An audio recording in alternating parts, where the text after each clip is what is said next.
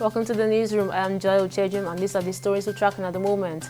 The National Agency for Food and Drug Administration and Control, NAFDAC, has shut down the Gamboro drug market in Maiduguri drug market in Maiduguri, Borno State, where contaminated drugs were washed and sun-dried for resale following the devastating flood that hit the state.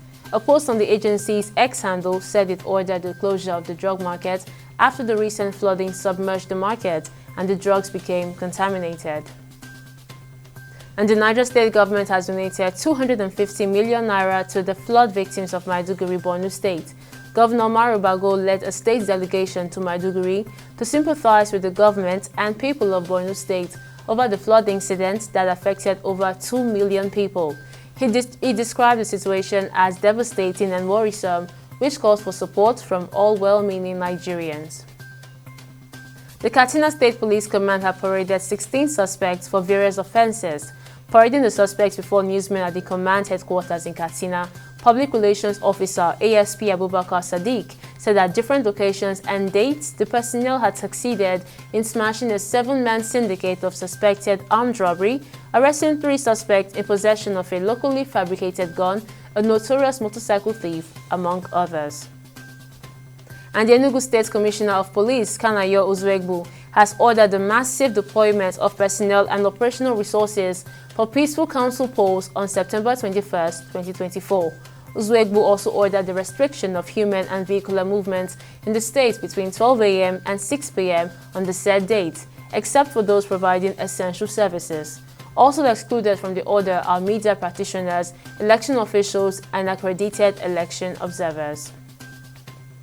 And on business, multinational consumer goods company PZ Cussons says it has commenced plans to sell its African subsidiaries to any interested buyer. The parent company of PZ Cussons Nigeria said it is looking at a partial or full scale to mitigate the company's exposure to fluctuations in the naira, which has devalued by 70%.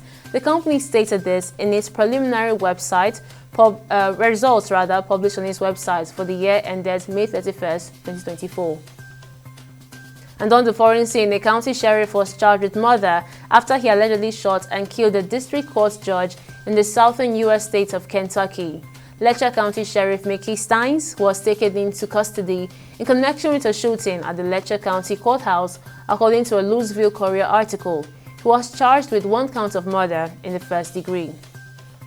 And finally on sports, Football Australia said on Friday that Graham Arnold has quit as coach of the Socceroos, following a poor start to the 3rd round of qualifying for the 2026 World Cup.